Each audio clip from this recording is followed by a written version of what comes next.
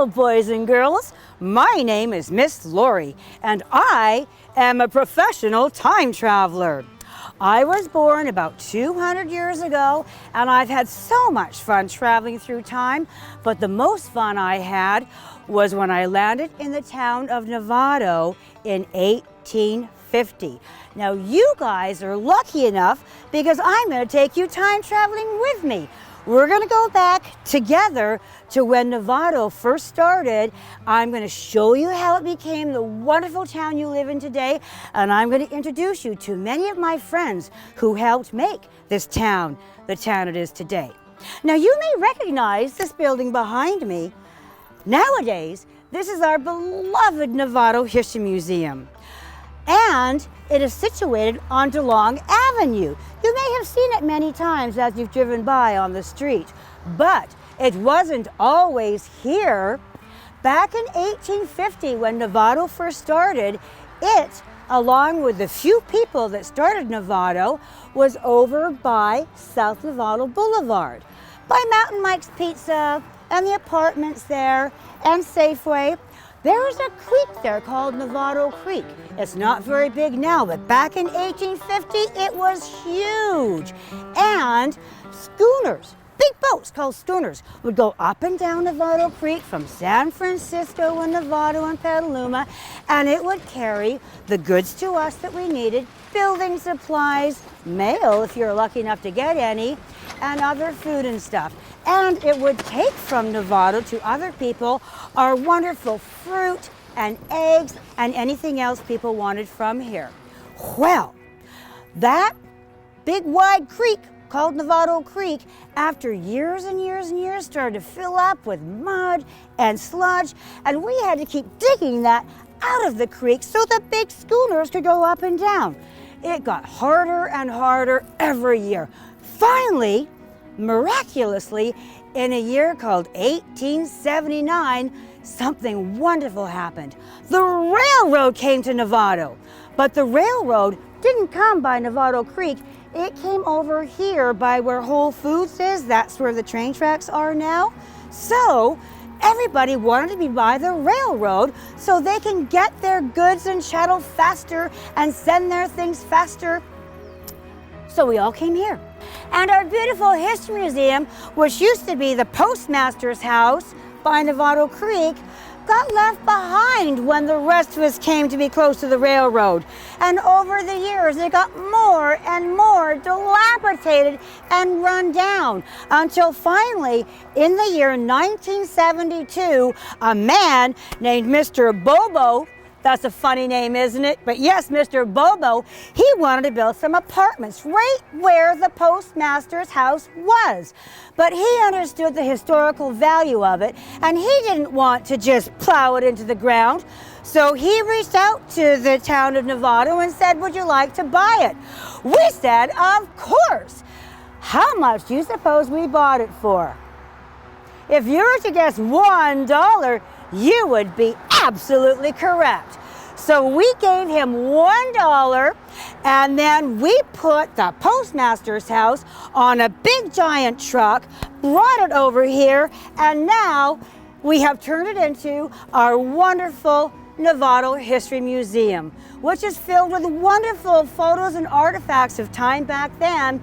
I hope one day you can come and see it all for yourself. I'm sure you have all seen this beautiful house on Reichert Avenue.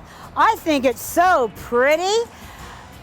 But back in 1896, when my friend Charles Carlyle built it for his wife, it used to look like this.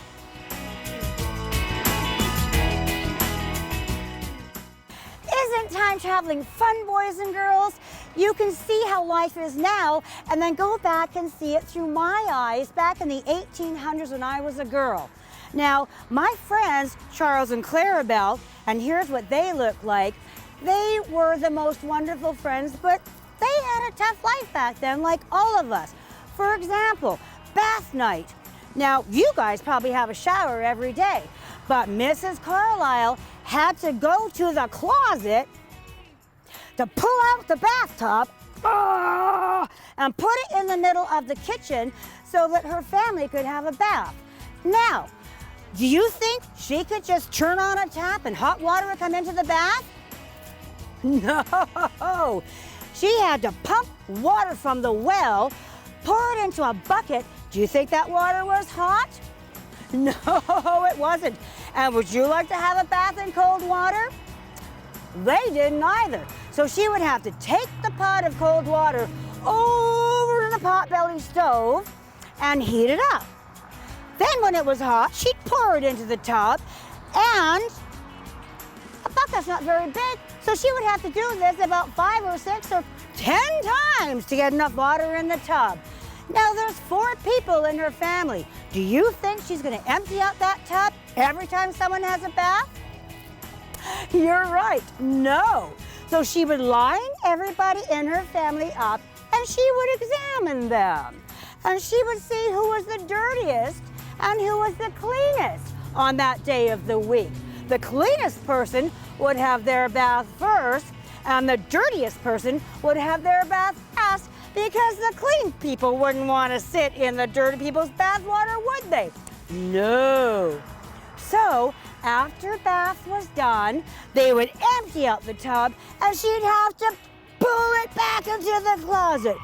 Whew! Bath time was hard back then. But they still had time for fun. I know you guys play video games and watch something called TV. We didn't have that back then, so we had to make our own fun. But the Carlyles loved getting together with their friends on Tuesday night to play music. Here's a picture of their musical group. Charles Carlyle is standing in the back under the picture. Beside him, you can see 2 of my most favorite people, the Kane brothers, Al and Will. They're holding the little trumpet called a cornet and the trombone. Beside them is Carol Atherton. She played the piano. Beside her is Sandy McIntosh with the violin. He's got the funny mustache. We're going to meet him again later. And beside him is Mr. Beck, the principal of the grammar school at the time. He's playing a little guitar called a mandolin. Well, we're going to talk about the Kane brothers for a minute. They were so important to Novato. Because of them, the women eventually no longer had to pull their bathtubs out of the closet. Follow me and I'll travel back in time and show you how now. Hello again, boys and girls. Here we are now at the corner of Macon Avenue and Grant Avenue in your wonderful town of Novato. And we're standing in front of a building called Old Town Liquors, a place that you guys won't know about until many years from now. But back in the early 1900s, this was a very important building to us. This is where Al and Will Kane started their Novato Utilities Company. Utilities, that's your electricity, your plumbing, your phone. Back before 1908, we didn't have that in Novato. But in 1908, people in Novato were tired of going to visit each other to talk. So Al and Will Kane had heard of this thing called a telephone. They had it down in San Rafael. And they got some money together and they went down to San Rafael. They got some poles and wires and made a deal and brought that up here, dug holes for the poles, and all of a sudden in 1908, you could talk to your friends in Novato on the telephone.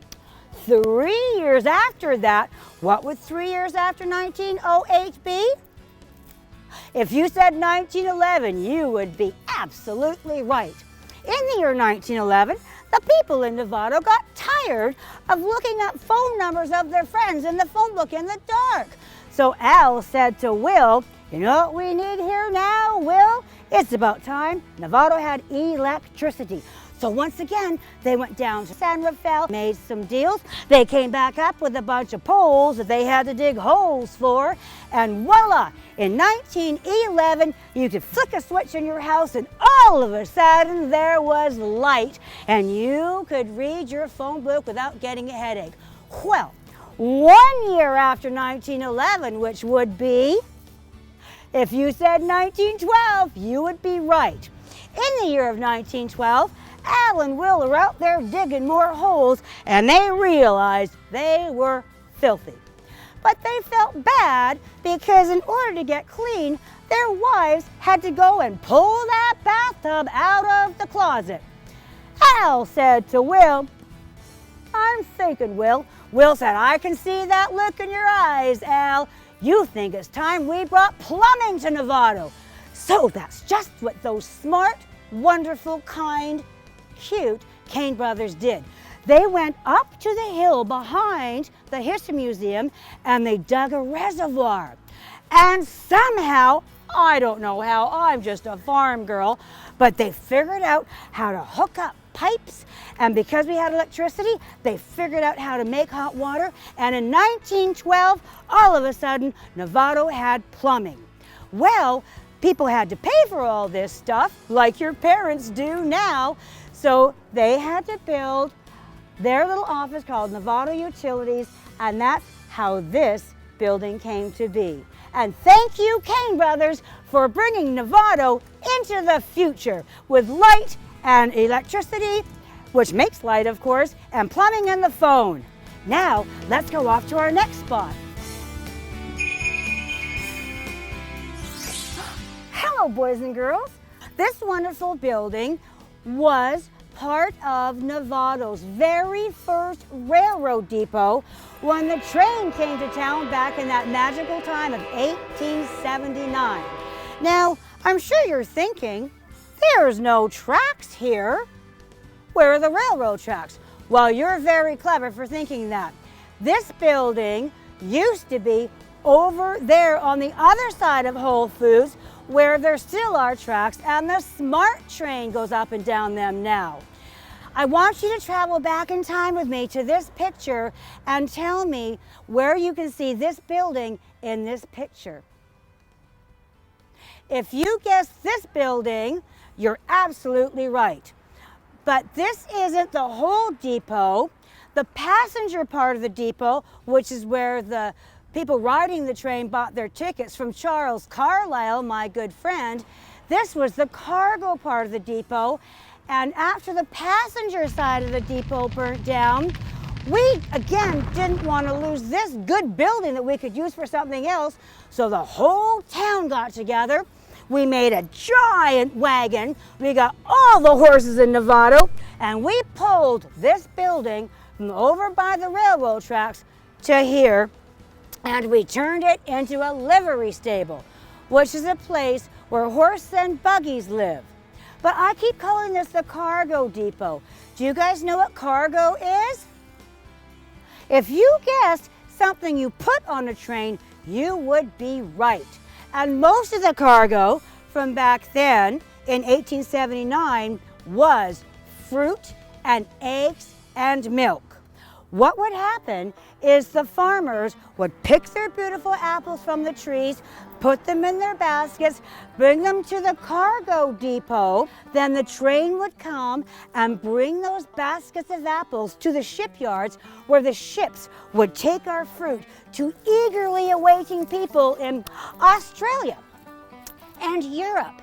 And they would enjoy the best apples in the world. And that is no joke. So I still love this building because it helps so many people realize our wonderful contribution to the world through our fruit and eggs and milk.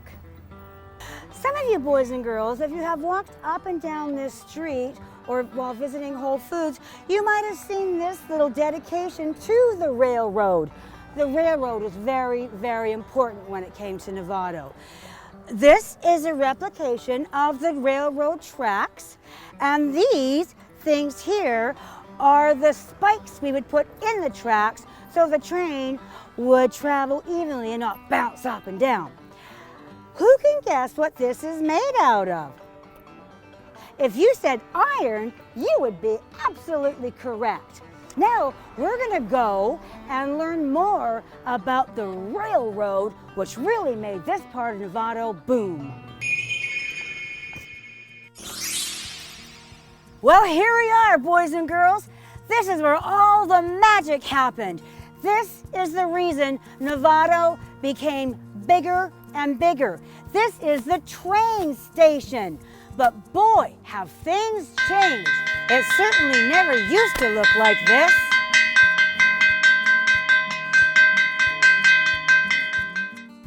And remember, we were just at the original cargo depot where we moved it to over there? Well, that used to be here. And after the passenger part of the depot burnt down, we had to build railroad depot number 2. And it looked like this. Now, this picture doesn't look like this building, does it? Well, guess what happened to railroad depot number 2? It burnt down as well.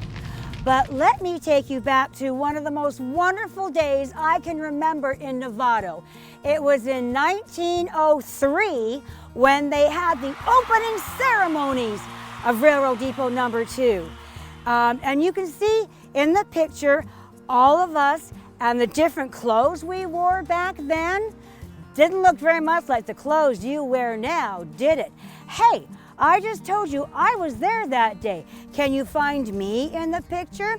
I was wearing a fancy dress, not my regular time-traveling clothes. Who's having fun on this time-traveling adventure? I know I am. In the year 1917, they built our last station, Railroad Depot number 3.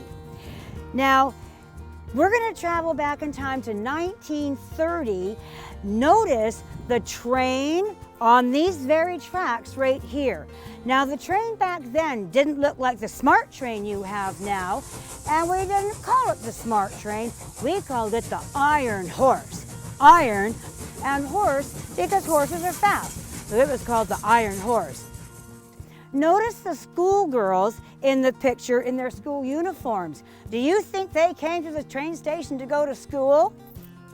If you're laughing and saying no, you're right. But you know what? Novato High School wasn't built back then in the 1930s, so these girls had to take the train all the way down to San Rafael where they went to school. This building is called the Flatiron Building. That's a funny name for a building, isn't it? Let's go talk a little bit more about it, and I will teach you why it's called the Flatiron Building. Follow me, boys and girls. You boys and girls are good time travelers, and you're doing a great job of following me. As I told you, I was going to explain why this building that we just looked at from the other side is called a Flatiron Building. Well, flatirons are used sometimes to flatten your hair. Back in my day, we used them to iron our clothes, and they were kind of shaped like a triangle, like this building is shaped. What is important about this building is, remember my friend Charles Carlisle, who had to look for a new job after the passenger depot burnt down? Well, he was something called an entrepreneur, and that is somebody who doesn't go to get a job, they make their own jobs. And Mr. Carlisle, or Charles as I call him because he was my friend, he noticed that when the railroad came to town, it was bringing lots and lots of people to Novato. Everybody wanted to be close to the apples that Mr. DeLong and Mr. Sweetser were growing. They wanted to be close to this place where the air was beautiful and the land was fertile. A lot of people brought their sick family members and friends here because the air and the fruit here made them feel better. So people are coming and they are staying here. Mr. Carlisle noticed all these people were building things here, and he was wondering where they were getting their supplies. Well, they came from far and wide, and he thought, I'm going to make lots of money, and I'm going to make these people's lives easier by buying this building and turning it into a hardware store. Because we all know that's where you buy nails and hammers and saws and things, and that's what you need to build a building. So Mr. Carlisle bought this building and turned it into a hardware store and made all the people around here happy, especially if they ran out of one nail. They didn't have to go very far or wait for their nail to get delivered to them on the train. They would simply come to Mr. Carlisle's hardware store. Hey, time travelers, do you remember this building? Oh, wait a minute, maybe this'll help. Captain Leon here in Barron, and he would ride the schooner up and down Novato Creek. Well, of course, after it filled in with mud and sludge and we stopped using it and his schooner couldn't go up and down it anymore, he needed to make money somehow. So he opened up the Novato House Hotel, and he opened it up right here, which is also right across the street from the railroad. And this was really smart because when the people got off the train, they were hungry and they were thirsty, and they could come right here to Captain Leon here in Barron's Novato House Hotel, have a lemonade, have one of the juiciest steaks they've ever had, because Mrs. here in Barron would make them and sell them for 5 cents. And look, there's Captain Leon now, standing in front of the Novato House Hotel, holding his little granddaughter. I used to babysit her, and she's as cute as she looks. Hi there, boys and girls. You still keeping up on the time traveling with me? Look where we are now. I'm sure most of you have been here for a smoothie because, as you know, this is now your Dr. Insomnia's. Back when I was a girl, well, I was getting a little bit older. Back in 1893, Stephen Porcello owned this, and it was our fashion shop. Fashion shop is the blacksmith shop, where Stephen Porcello banged all the iron over the fire and made the tools that we used. Now, if you look at the photo from when we're time traveling, you could see standing in front by all the tools that he made, the wheels and the farm equipment, there's Stephen Porcello standing beside someone else you might recognize, Sandy McIntosh. Where did we meet him? Yes, you're right. He played the violin in the Carlisle's musical group. You'll notice that the front of the building doesn't look like this, what the whole building looks like, but it's a bigger piece of wood where they could write Dr. Insomnia's now, but the fashion shop back then in very big letters, because you can't write fashion shop in a space like this in very big letters. Now, the reason the buildings are like this is because a lot of people came here from back east and other countries where it snows a lot. So they needed roofs like this so the snow would fall off of them. We don't need roofs like that in Novato, but still they built it like this so they wouldn't get homesick. But you can see Stephen Porcello decided to use a false front so that he could have more space than this to write fashion shop. Now also, boys and girls, I want you to look at what the fashion shop building looks like now and what it looked like back in the 1800s, and you'll notice something missing over the front door. That's right, there used to be an awning there, but it's not there anymore. Other than that, this building looks very similar to how it looked when I was a girl. It makes me feel less homesick for my time. Well, let's talk about the fashion shop for a minute and Stephen Porcello. He was a really friendly man. All of Novato loved him. He had a good business. He lived in the fashion shop, but there was one thing that he wanted so dearly that he just couldn't have. You know what that was? Well, girls, let me tell you what it's like inside the fashion shop, and you can see if you can figure that out. Inside, there's dirt floors. It's really hot from all the fire. It's noisy from all the clanging on the iron. And it's really kind of gross because the men clanging on the iron are big and sweaty. Girls, would you like to live in there? Neither did any of us back in the 1800s. But Stephen really wanted that wife. So he thought, and he thought. And then the light bulb went off above his head, and he realized he had a good friend in the hardware business. Who was that? Right, you're paying attention, Charles Carlyle. Also, I never told you, but Captain Leon Baron, besides being a schooner captain and the owner of the Novato House Hotel, did you know he was also a master carpenter? Well, Stephen thought, I have everybody I know, I'm gonna build me a house, and then maybe a woman would like to marry me and live with me. Well, you know what? That's just what he did. Would you like to see the house he built? I thought so. Let's go. That Stephen Burcello was mighty smart. He did get his friends, Mr. Carlisle, to help him with tools and stuff, and Captain Leon to help him build him. And this is what he built. They got married, and then they had a beautiful daughter named Enid. Isn't time traveling fun?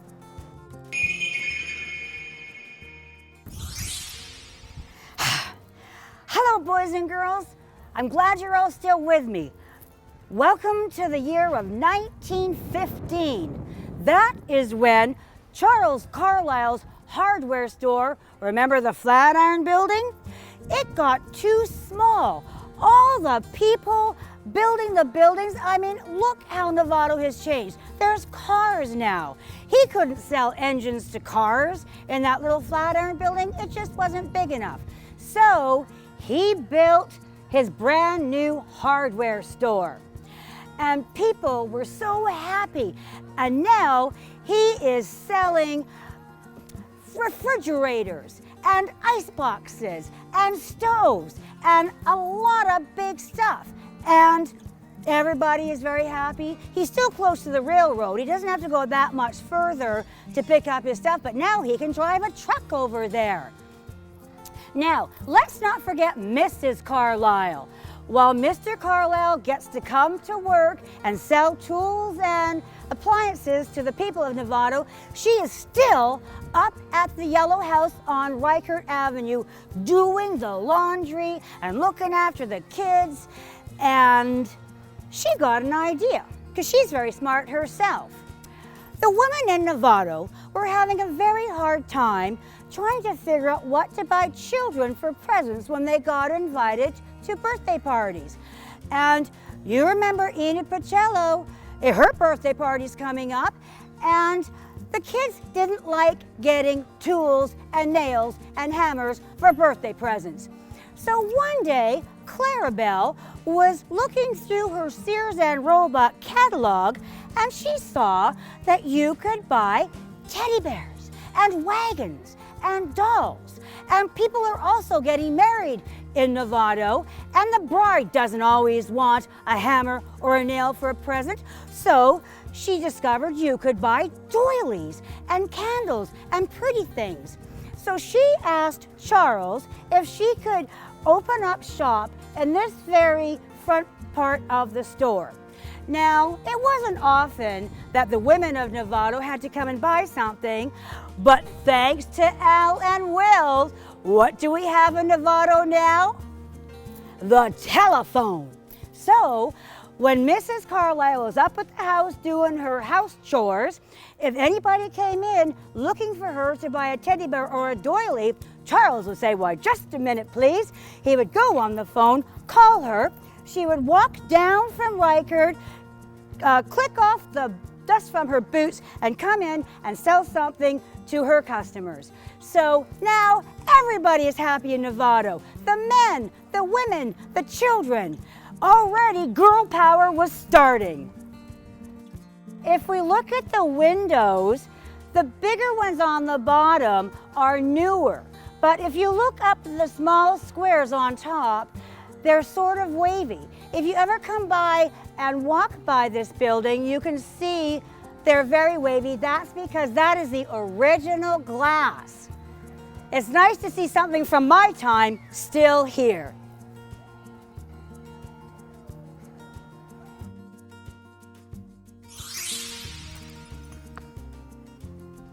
Hi, boys and girls.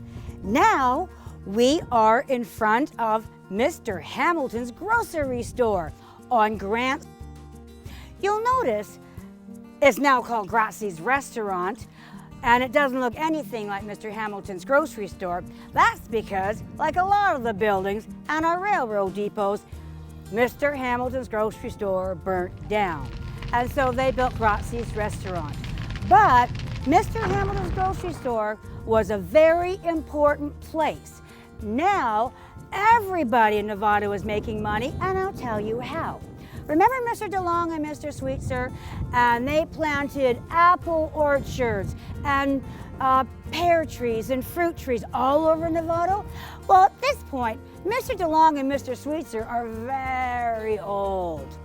They got so old, they couldn't manage their giant orchards anymore, so they cut them into little plots. And all the people in Novato could either own a little plot of apple trees. So when their fruit got ripe, because they owned it, they would bring it to Mr. Hamilton and sell it to him. Now they're making money. And let's say there are some dairy farmers. There's a lot of cows here too. They might milk their cows, bring their milk to Mr. Hamilton's grocery store. Now they're making money. And so is Mr. Hamilton, because the fruit farmers who need milk will come here to buy their milk. So now this is called commerce, a wonderful thing in Novato where all the people are becoming a part of the businesses and they're all making money. So thanks to Mr. Hamilton, everybody in Novato needs a place to deposit their money. So in the year 1913, Novato had to build a bank. Do you want to see where the bank is? Oh, I thought so. Let's go.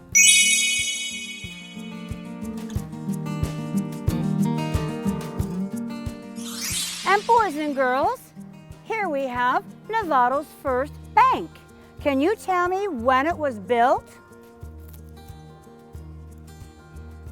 It was built in 1913, and it still looks very much like it used to look when I was a young girl. You'll notice this building is not made out of wood, like Mr. Hamilton's grocery store, which burned down, like the original railroad depots, which burnt down. They got smart.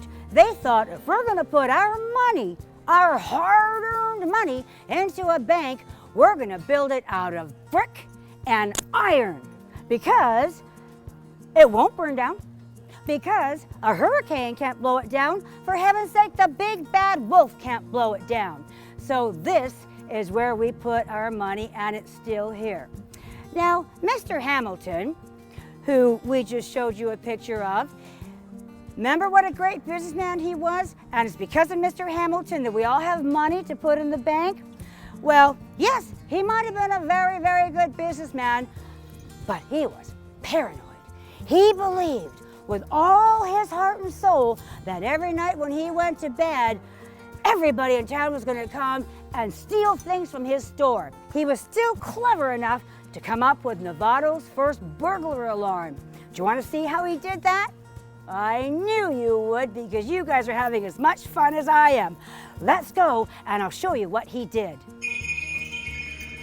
What Mr. Hamilton did was very clever, I thought. There is the back of his store. This was his house. He lived very, very close, being so paranoid and wanted to keep an eye on his store.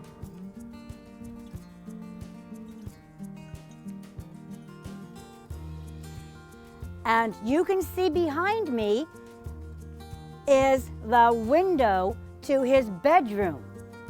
Now, every night when he went to bed, he took a very, very, very, very, very much longer than this piece of rope, to which one end he tied a bell.